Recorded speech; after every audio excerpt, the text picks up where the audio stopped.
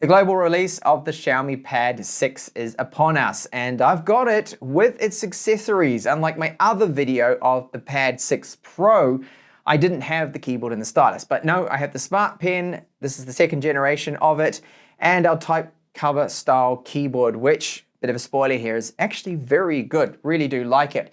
So if you're unaware of the specs of the Xiaomi Pad 6, well, it's powered by the Snapdragon 870.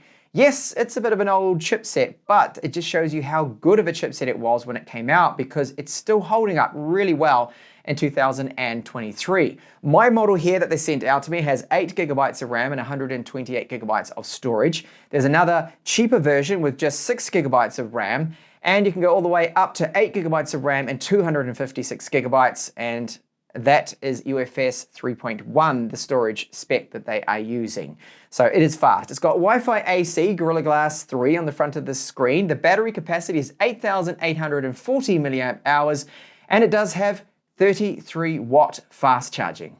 Included with the Xiaomi Pad 6, we have our Type A to Type C cable, a 33 watt charger. Now it will take about an hour and a half to fully charge the Xiaomi Pad 6, warranty card, and a quick start guide. The screen is 11 inches and it's in IPS, so the resolution is 2880 by 1800, 16 by 10 aspect ratio, so that does give us 309 ppi. The bezels, they are really slim. They're not the slimmest out there maybe, but you know, they're not bad at all. They're very good. So we've got an 8 megapixel camera here up the front, and the screen's maximum brightness, this is up to 550 nits, but I measure about 470 with it. Now it does have the refresh rate that you can select. You can actually change it to, if you want, 90 or 144 just to force it on that, or you're just going to keep it on the default, which will dynamically adjust it. So great to see the 90 Hz option, or 60 if you really need to save on battery life. Overall, it's not a bad screen. It's exactly the same one that's in the Pro model, and I do find it to be good IPS, but I would have personally preferred that they went with OLED. The reasons behind that are, of course, with OLED or an AMOLED screen, you get the deeper blacks and it's uniformed color. You see that on the edges, a little bit hard to pick up. But see how it kind of just goes a little bit dimmer? So it's not a uniformed complete white and all the pixels look exactly the same. Around the edges, there is that slight darkness to it, which kind of lets the screen down a little bit. But the IPS panel quality overall, I think, is excellent. Touch response is really great too with it. The tablet is thin and reasonably light too, so 490 grams. That thickness is just 6.5 millimeters, and it's got the same kind of look to it as the Pro model too, which I also covered. So it's this gray version that I do have. It picks up fingerprints and smudges, but the build quality is excellent. Our camera has a microphone in the rear of it. This is 13 megapixels. There's no camera right here, so it's just this part, and they've made it look a little similar to the 13 Pro series, or 13 or 13 Pro, and the Ultra, the camera module, following that similar design trend. Pogo port pin connectors here on the back for the keyboard, which I will show you just after this, the tablet. And when you do look at it like this, you can see that thinness. There's a 6.5 millimeters as mentioned. So this area here is for the stylus, where it will wirelessly charge. Now it's a magnet that holds it into place, and it's quite snug. See, it locks onto there. That won't easily be knocked off unless you kind of knock it like that and it turns a little bit. And that's probably the only time that that will happen. So if I'm going to be traveling around with it, I would probably stow it away somewhere separately. But it is quite strong, that magnet. So this is our volume up and down. We have some microphones along the top. Power button. So this is not a fingerprint sensor. No, it's just a standard power button made out of metal. 4 speakers in total, so 2 each side, and they are Dolby Atmos speakers. So we have both Dolby Vision and Dolby Atmos.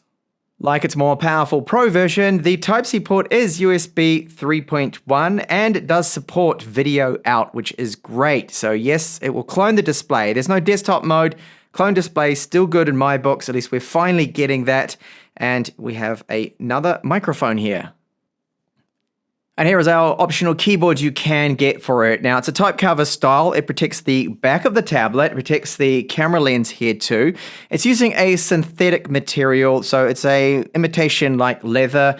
that we do see on a lot of these kind of keyboards. And it's a high quality item too. Very good, the quality of it. Now we'll prop the tablet up at just a one fixed angle, which for me, I do find to be a little more upright than I would have personally liked. It's all right, and I can see their reasoning behind this, because if they'd had it at about here, which would be a little bit more ideal, would lose the number keys at the top. So that's why they've made that decision that, okay, we'll push it back a little bit, the angle. So when you're sitting at a desk, it's fine. And if you're using it on your lap, that's when it's a little too upright. Now the magnets are strong enough that it shouldn't fall off, and very good quality, this keyboard. So there's a compromise here with the arrow keys. They're half size. Caps lock has a little status LED. It's not a backlit keyboard. It's hardware, so it's not using Bluetooth, so there's no issues with latency. It just works straight away. And typing on, I've done a few little test types. Very nice, actually. It's not what you would think for the size of an 11-inch tablet. It's not as cramped as I thought it might have been, and I really do like it. I think it's a quality keyboard, very nice feel to the keys, and all good.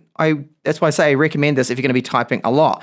And of course, when you do close it up, then you've got a very nice, tidy little package there with the screen being protected. Now, it does have a hall sensor, so it knows when the screen is open, and when you just pull that up, it unlocks straight away. Now, we do also have face unlocking with the front-facing 8-megapixel camera. And if you don't need a physical keyboard, you're not going to be someone that's typing a lot on your keyboard, but you want protection, then I highly recommend this, which is their official case, because it fits it perfectly. It's using magnets to keep it on, and that is just like what we saw with the type cover, the same kind of setup. But the cover for it is a 3-stage design here. So why they've done that is because this, you can fold it around like so, and then flip it behind it, and then it acts as a stand. And again, using magnets, that is going to prop up the tablet at a reasonably good angle there for using for, say, watching movies. If you're going to prop it up on maybe the tray table in an airline or on a train, it's ideal for this. So good that it's a stand and a case to protect your precious Xiaomi Pad 6.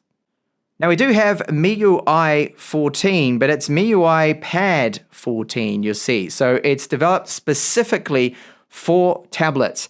So it's not using just the mobile version, and they've just decided to port that over. No, it's for the tablets, and that's great. So we do get some features you'll see for tablets. So you can go along, parallel windows there, connected devices, floating windows is the big one for the multitasking.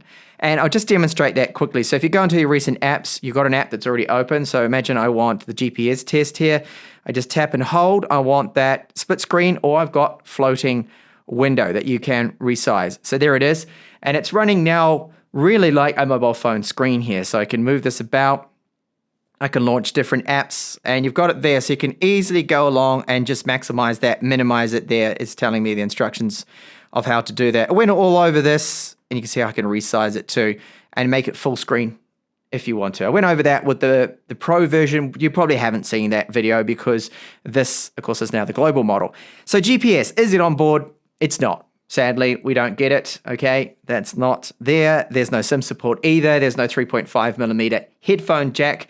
Those are the no's, and the big one for me is the 3.5mm headphone jack being missing, which is a bit of an issue. So all up, the ROM performance is good, 144 Hertz, and I have tested it out using developer tools with the widget. It's normally running about 144 frames per second too, so that's great. The performance is excellent, and I do have here enabled the App Store. You don't need to use that. You've got your widgets too as well. And the bloatware, lack of it, has been one of the best things about this global ROM compared to the Chinese version I reviewed. This has surprised me. So when you first power it up, there basically is no bloatware. Netflix, some may say, is bloatware because maybe you don't have an account, maybe you don't use it. But really, it's just all of the Google apps are there. And what happened to all that pre-installed games, applications, Spotify, TikTok, Facebook, they used to have or do have with their phones still, but not with the tab here. And this is great. So they're off to a good start. Now, free available space. Remember, there's no micro SD card support. With my 128 gigabyte model here, I'm looking at approximately 106 gigabytes of free space on first boot. Now, if you install a super large game like Genshin Impact and then another couple of large games, well, you're out of storage. So that could be an issue for some people. Make sure you get the right capacity of storage that's going to suit you. Now, this is another shock here. I expected to run their system app here cleaner and have it come up with an inbuilt advertising. It's been part of the phones with the Redmi series and other Xiaomi phones, more the low-end stuff, or some of the Pocos too as well. The bloat and the advertising pretty much non-existent now. Well, there's no ads here with the Xiaomi Pad 6, so that's great news. They're doing a lot of things right. And a Widevine Security 1 cert, the Xiaomi 6 Pro has this, but Netflix didn't work in full HD. I can confirm it does here. It's full HD, it's working correctly. Internal storage, 128 gigabytes, and it's UFS 3.1. Very good speeds. It's not as fast as what we're getting with UFS 4, but this is still great. This is not going to hold up or bottleneck this tablet at all. The speed of this chipset, so the Snapdragon 870. The 870 is a very good chip. It runs cool. It doesn't tend to throttle that much. And the performance still in 2023 is excellent. Now, this is based off the Snapdragon 865. And that chipset's been around for a while, but still holding strong, working really well even now. So that's what I was talking about before. This is taken from within Netflix. So Netflix is recognizing this as a screen that can support HDR10, and it does support the VP9 codec, and we have full HD. So that is all good. Now, throttling test, I've done the same test with the Pro model. The Pro model barely throttled. I think it was about 4% or 5%. That was it. It got a little warm on the underside of it. And here we're seeing throttling of just over 16%. That's it. So that's very good. Not quite as good, the performance, but still fine for all of the gaming, as you'll see later on. It gets a little warm on the other side of it, and you'll see here from the temperatures. So it went up 7 degrees in the 20 minutes of this very demanding test. So that's great. Okay, so sound with this tablet now, very good because we have those Dolby Atmos speakers. So 2 here, 2 there. And even if you are gaming and you're going to be like this and you block the speakers, well, it's not too much of an issue because you still have the other ones at the top. So it's fine. They're really quite loud. They're powerful. They have a bit of bass to them. Overall, I like them. Now, there's no 3.5mm headphone jack. And I think for a tablet, especially looking at the gaming kind of power that this tablet does have, it really should have the 3.5mm headphone jack, but you can use an adapter, one of these or one of these. There's various different sorts out there you can buy, and they're reasonably cheap. That solves the problem. You can use the 3.5mm headphones, earphones, whatever, but it still should be in this tablet, I feel. Call me old-fashioned, but yeah. So I'll give you a sample now, one of my own videos of what it sounds like, those 4 speakers. Just to point out that YouTube, yes, you can get the playback at 1080p, not a problem. So included with the OpenFit, you'll find a warranty card, which does have the serial number on the back, and its quality control pass. A Type A to Type C cable for charging them. Overall, great speakers. I don't think anyone's going to be really complaining about these. Now, not everyone is going to be buying a tablet for just media consumption and gaming. No, well, you can use it for things a little bit more practical, like eBooks, PDF files. This ebook here that I've uploaded into Google Play Books. This is the app that's used to present this. This PDF file is very large and the performance is really good. Now, I've mentioned this so many times, it still won't beat an iPad, but it's pretty decent. You can see there's a little bit of catch up there, but really good overall. Looks great too, and you got all your different options too with Google Play Books that you can invert the colors, blue screen, filter, all of that stuff is present. Same story with eBooks, that they do look excellent on the screen. You can invert the colors with this app if you wanted to, and of course you can use it in portrait. And because the tablet isn't that heavy, it doesn't make too bad of an ebook reader. But if you're going to be reading a lot of ebooks, I still recommend to go for an e-ink screen, which is much better for your eyes. You won't have issues with reflections, which you can with this glass-covered panel. Now for gaming, it holds up really well, the Snapdragon 870. I don't really see any major lags at all with Genshin Impact. You can run it on the top settings, and it will run fine. Initially, you may get, just when it first loads in the levels and some of the enemies, a few little frame dips that you'll see, but it's pretty steady, runs well. And all of the games in the App Store will be playable. There's no point me showing you 20 games because they're all going to run well still on that Snapdragon 870. And here is our camera. So the front-facing 8 megapixel camera can shoot either HD or Full HD, which I'm currently recording in.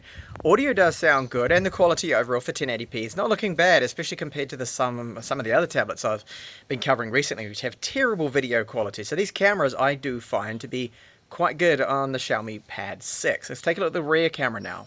This camera is 13 megapixels. It can shoot 4K, and again, the quality for a tablet is not bad at all. I have noticed that sometimes the focus can pulse in and out. We do have electronic image stabilization, so you can shoot usable footage here with the Xiaomi Pad 6. And the Smart Pen, this is the second generation, so 496 pressure sensitive levels with the Smart Pen. It does have 2 buttons on it. It's an expensive accessory, I think. It's 99 euros. I think this should be a little bit cheaper than that. Now, it's wirelessly charging up here, and the battery life is excellent. This is 150 hours that it can do, so that's not bad at all. So they've got some shortcuts with the buttons here. So if I just press this top button and then touch the screen, it will then launch this, which I can write in. Now, I found that the nib of it is replaceable too, by the way. I found the accuracy is quite good. So where I start to write is pretty much exactly where you will see that line. Now, it will go right up to the edge, as you see here, right up. Now, some other styluses wouldn't let you do that. They would stop you about here, then suddenly there'll be a straight line. And just drawing very quick, a line across the screen. You see, that works fine. Palm rejection takes place about here. You see now when I touch the screen, nothing's happening. If I move the stylus up a little bit, then I'm starting to write there on the screen, which is normal. What isn't there is a little floating icon on the screen to show you your exact stylus position before you start to write, which is a little unusual. Now, just do a very quick writing test here. This is just to show you a very brief test here. Hello, world. Okay, yeah, I'm not exactly writing straight there, am I? It's fine. It's quite good. The latency is very quick. I don't really see any noticeable huge amounts of lag here too. And it supports third-party applications. So Bamboo or those other ones you use, Sketchbook or whatever, they are going to work. So just do the last little test, pressure sensitivity. So pressing very lightly and then slowly start to press heavier and heavier, harder and harder, should I say. And you see that is getting thicker. So all up, I do think this is a good stylus. It's certainly a lot better than some of the styluses I've reviewed on the more unknown tablets that I do often cover in the channel. So what can you expect in terms of battery life then? Well, it all depends on what refresh rate you're going to run, of course. If you set it to 60, you'll probably get around 10 hours. If you use the dynamic refresh rate, which is what I would recommend, I do recommend that, then you're looking around about 9 to 10 hours. It all depends, of course, on what you're doing. If you're gaming, then it will be about 4 to 5 hours. And if you decide to just keep it all the time at 144 Hertz, you really love that smooth refresh rate and running the UI at 144 frames per second, then of course that will take a toll on the battery. But it does, for an 11-inch tablet, have a very good battery life. So this has become, I think, my now recommended tablet for those of you out there that want a balanced tablet that doesn't thermal throttle too much. It does a little. The performance in general is very good. Still, even though this is a dated chipset, it just shows you how good that Snapdragon 870 really was when it came out. It's one of my favorites. It still is one of my favorites. And even though it's getting a bit long in the tooth, it's getting a little old, still very good in this, and it just shows. It shows that it's a good chip there, and you don't really need to have a Snapdragon 8 Gen 1 or the Gen 2 in a tablet like this to still get basically gameplay and play everything at 60 frames per second. Well, Genshin Impact's a little different there. It's around about 50, 49 frames per second on the top settings, that is, with the model. The stylus, the Smart Pen, second generation, 4096 pressure levels to it, good accuracy, very good response time. The lag on it, it seems very good, even in third-party applications. So good stylus. Keyboard is very good too. The build quality, the thickness of it, and we've got the video out from the USB 3.1. Yay, finally. And I am shocked and surprised that there is, out of the box, basically no bloatware and no advertising in the ROM. Wow, that is a welcome change there. Good on you, Xiaomi, for taking that step to just tone it down. In fact, get rid of it all. I hope this stays, crossing my fingers, you keep it up like this. And overall, what is the downside then to this model? Well, it's pretty obvious. There's no 3.5mm headphone jack that I raved on about in the video here. Well, I mentioned it a few times. And there's no micro SD card support either. So be very careful with what capacity you do get.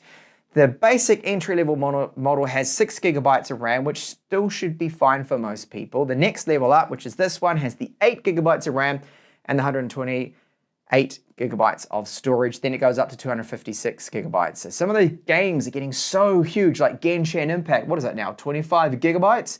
So you probably might want to lean towards getting the 256 GB model, which means gigabyte model means you have to fork out a little bit more cash. Speaking of the pricing, at the time of me recording this video, I don't fully know all the pricing, and it changes too. So check the link in the description of this video. And thank you so much for watching my review here of the global version of the Xiaomi Pad 6.